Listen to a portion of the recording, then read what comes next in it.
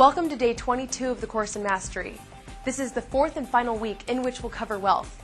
Congratulations on sticking with your commitment to creating a better life for yourself. Today, Tom Wood will be talking about personal marketing, and then we'll hear from Rick Barrera as he outlines branding strategies that make a huge difference. Here's Tom. This week is all about wealth and leadership, and today it's all about you.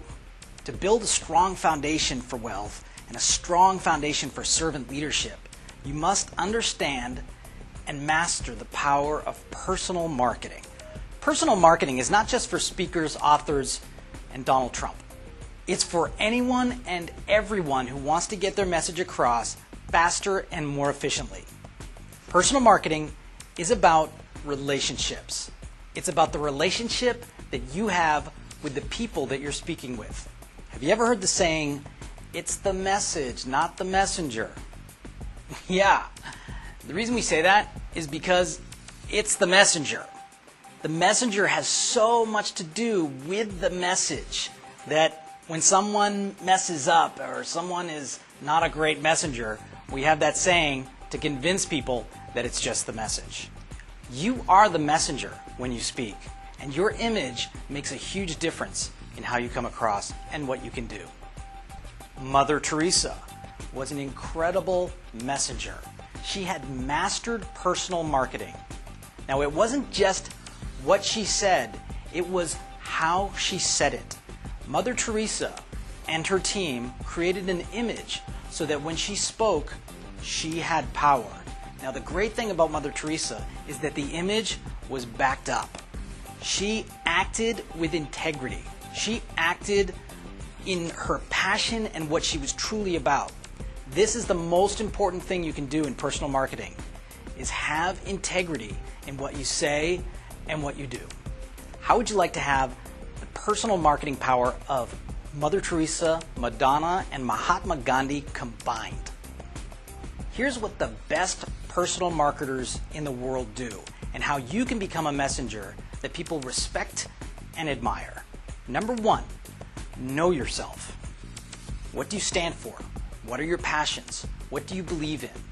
When you are confident in yourself and in your actions, you have the incredible, powerful foundation for great personal marketing. Number two, be yourself. Don't try and be the Donald. That's his job. Your job is to be you.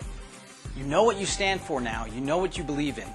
Take actions that are in integrity with what you believe. People may not agree with you, but they will respect you when you act in accordance to your beliefs.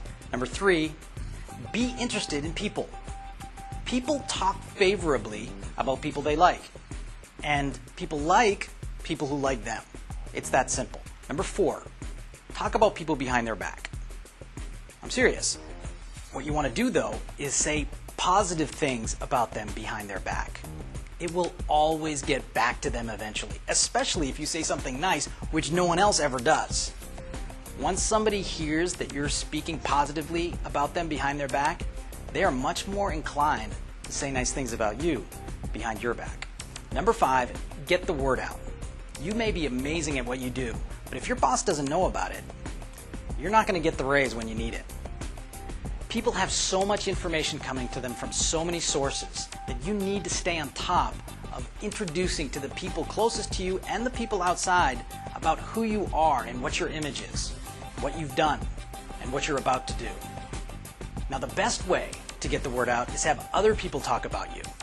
But even if you can't get other people to talk about you, it's critically important that you talk about you. Now, the way to do this is genuine and humble. People don't like people that brag. So be humble when you're talking about yourself. There's so much more about personal marketing, and this was a good start today. If you had to focus on one or two of these 5 points, the most important are know yourself and be yourself.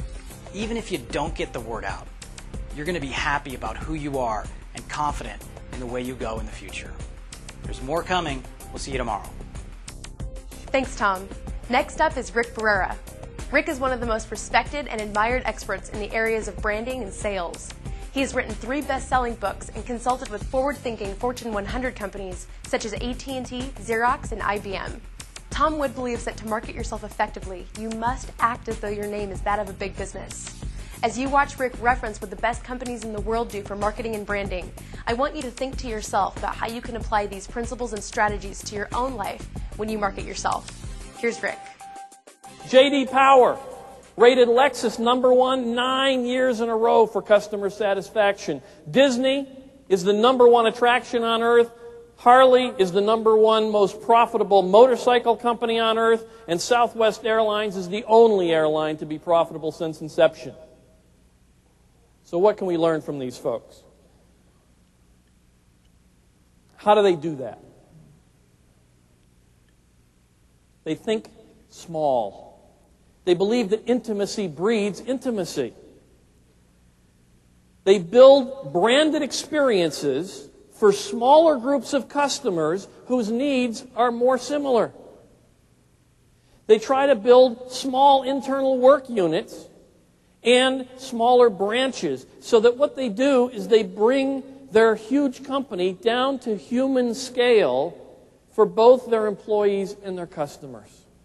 These companies see the world through their customers' eyes. British Airways actually went out and set up a separate company, a separate office, whose job it is to work with their customers to understand the British Airways experience through the eyes of the customers, and then they come and advocate to the senior management on behalf of the customers. And they actually measure things differently. BA was measuring when the call comes into the call center, right? When we pick up the phone, how long does the transaction take? What the customer was measuring is from the time I pick up the phone and punch through all the automated menus and get switched to the various departments and finally get to the person I want and do all the reservation, the transaction, and hang up the phone. What's the total elapsed time? And that was very different, and that led them to redesign the system to shorten the total time.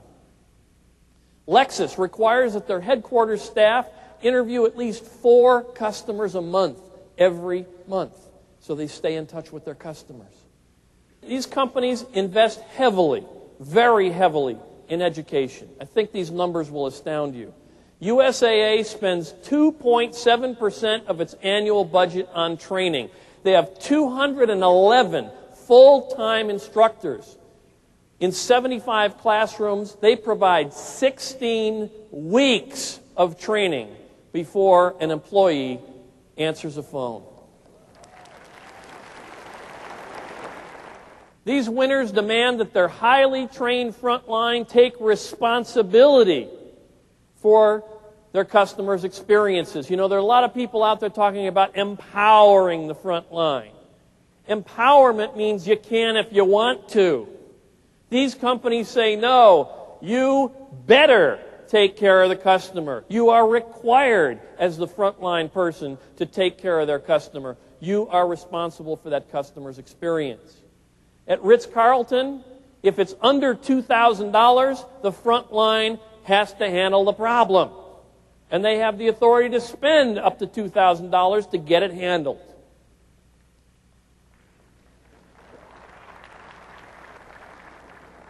At USAA and Fidelity, they expect, measure, and demand first call resolution for their customers. To do that, you've got to give the frontline teams input into the systems and control over how things get done and how they get delivered. Amazon.com views customer service as an ongoing R&D lab. What do I mean by that? Their assumption, think about this, Amazon.com is supposed to be self-service, right? So they look at this and they say, if a customer had to call us or email us with a problem, there must have been something wrong with our system that didn't enable them to self-serve.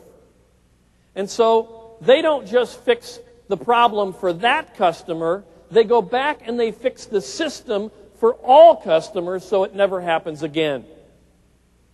These companies are awesome at creating rituals and signature moments. Rituals and signature moments. What do I mean by that? I had an experience a few months ago. I had 2 sleepless nights in a terrible hotel. And I checked out of that hotel on the third day. I was just so frustrated at not sleeping. I checked out and I went to the closest hotel, which just happened to be a Westin. And I'd seen these ads. They talk about their heavenly beds, but I never understood what it was about until I touched it. I flopped into that bed, and I'm telling you, I was gone. I was absolutely zonked until my wake-up call came the next morning. And I was, at that moment, a lifetime Westin customer. When I got out of bed the next morning, I went into the shower, and they had not one huge shower head, but two huge shower heads. These things are, they're massive. I turned on the water, it's like Niagara Falls in there. I was absolutely ecstatic. Okay, I am never sleeping anywhere else if I've got a choice. And what I want you to notice about this is how much ongoing maintenance and support does this require really? The bed is there, the bedding is there, the shower heads are there. Right? It's operationally simple, super for the customer. And now for the ultimate signature moment. Think about the day a Harley customer has the tattoo artist tattoo that brand into his skin. Do you really think he's ever a viable Honda customer after that?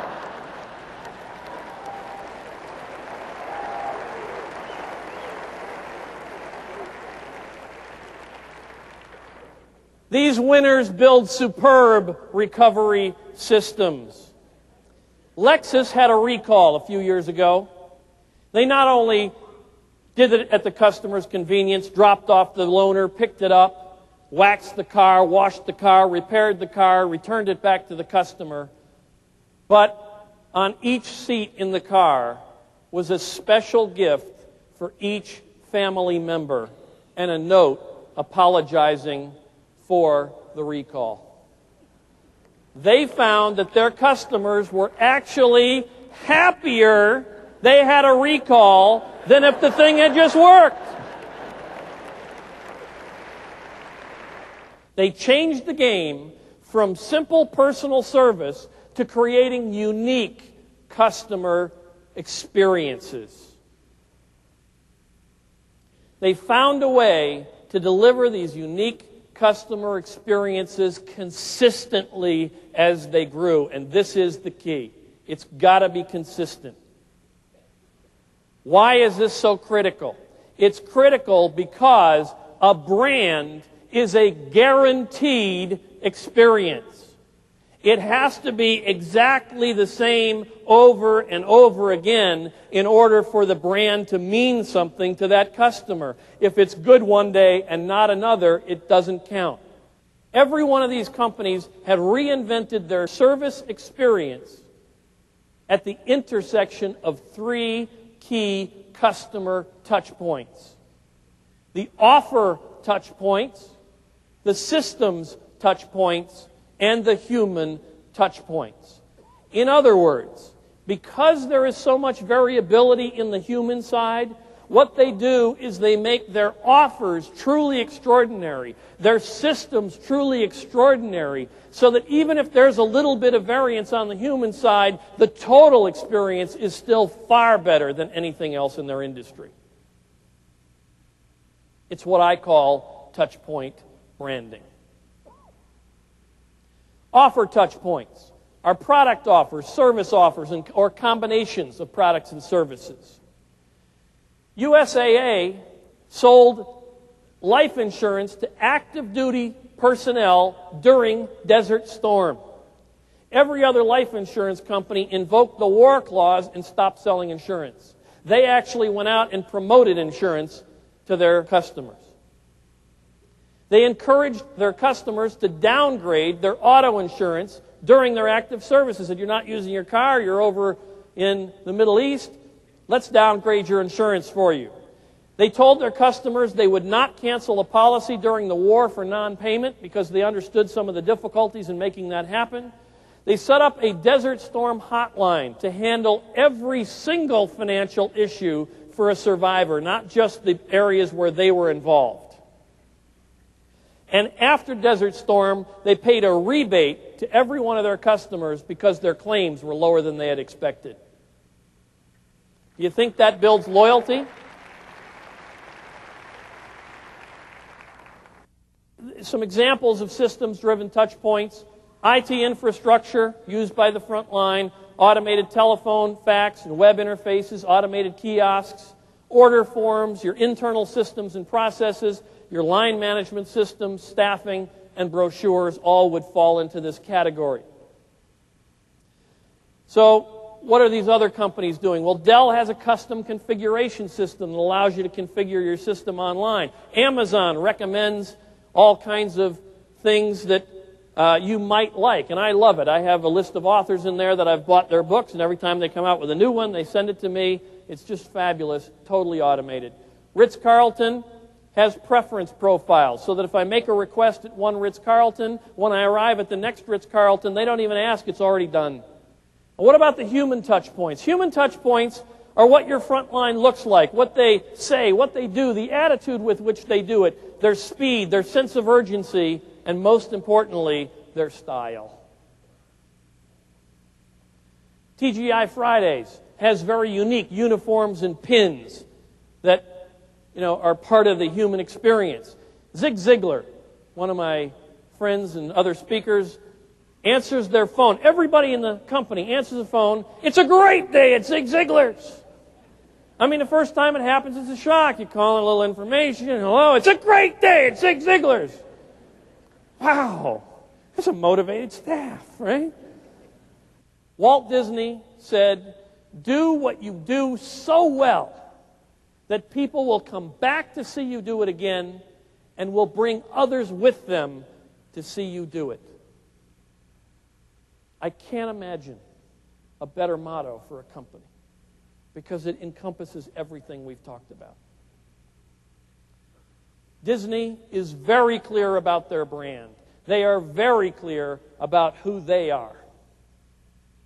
The question you need to think about while you're here is, who are you? Tomorrow, we'll introduce you to what could be your greatest fear and how to overcome it. See you tomorrow.